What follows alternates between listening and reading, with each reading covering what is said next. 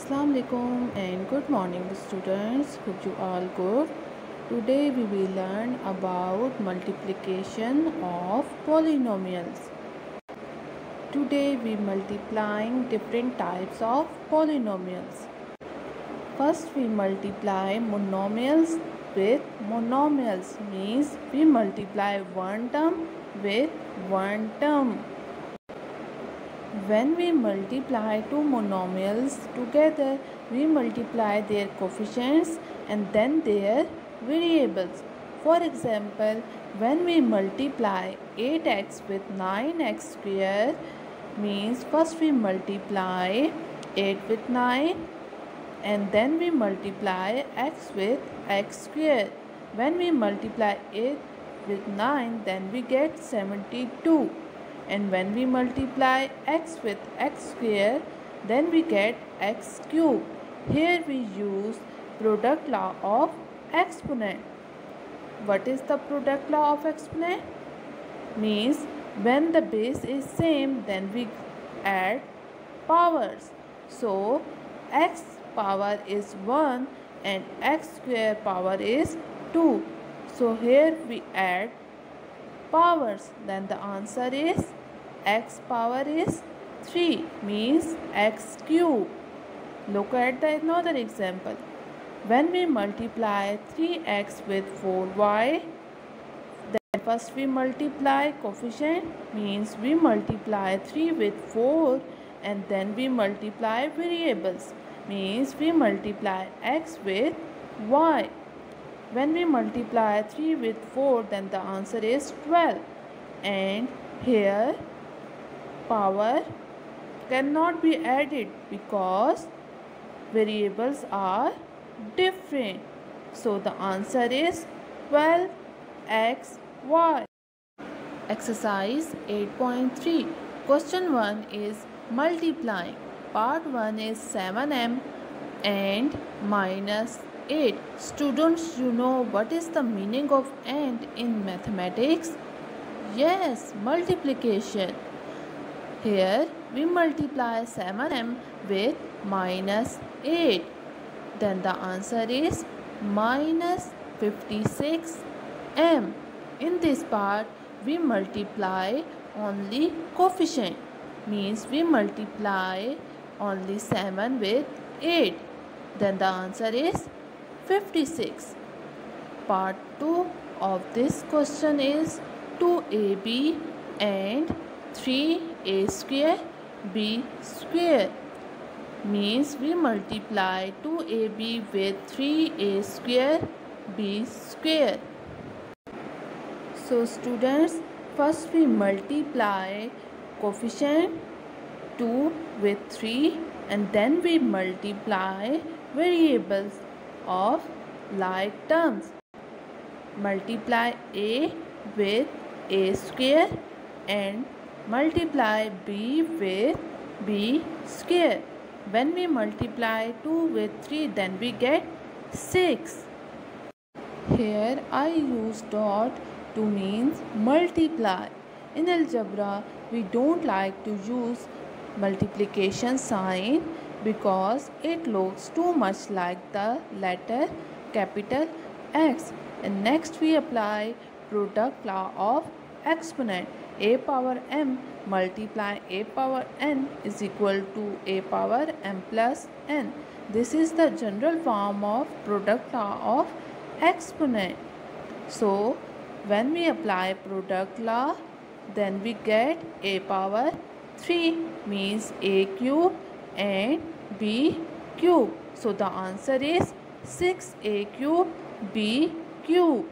This is the 8th part of question 1 is L square mn and Lm cube n power 6. When we multiply these two monomials, then first we arrange the like terms and then we multiply and apply the product law. First we write L square multiply with L, then we write m multiply with m cube, and last we write n multiply with n power 6. Now apply product law of exponent. Then the answer is L cube. M4 means m power 4 and n power 7. So students, with the help of these part, you can easily solve the remaining part of question 1.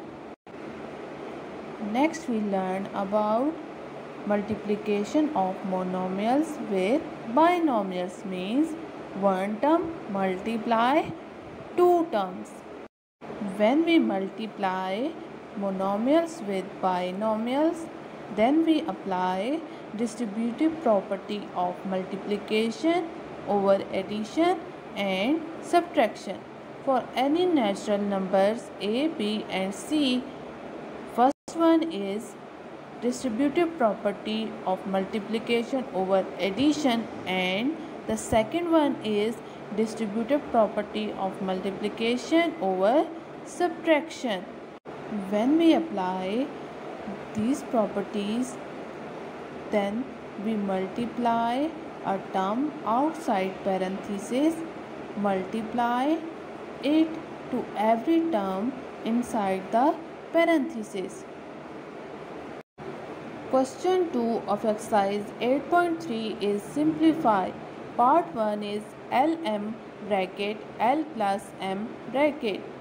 Here we use the distributive property of multiplication over addition. First we multiply LM with L and write the addition sign, and then we multiply LM with M. When we multiply LM with L, then we get L square M.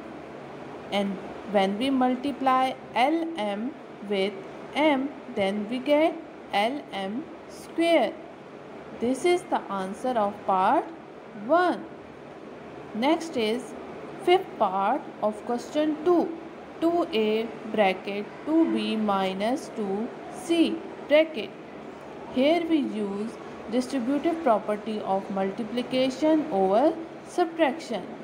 First we multiply 2a with 2b and write subtraction sign, and then we multiply 2a with 2c. When we multiply 2a with 2b, then the answer is 4ab. And when we multiply 2a with 2c, then we get 4ac. So the final answer is 4ab minus 4ac.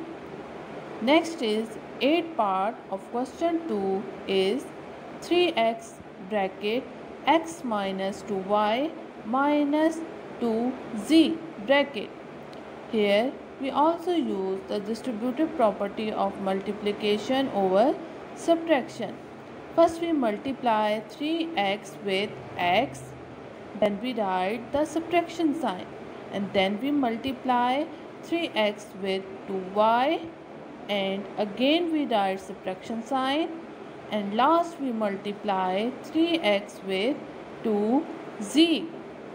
When we multiply 3x with x, then we get 3x square. And when we multiply 3x with 2y, then first we multiply the coefficient, means 3 with 2, then the answer is 6. And next we multiply the variables x and y, and last we multiply 3x with 2z, then the answer is 6xz. So the final answer of part 8 is 3x square minus 6xy minus 6xz. So students, with the help of these parts, you can easily solve the remaining part of question 2.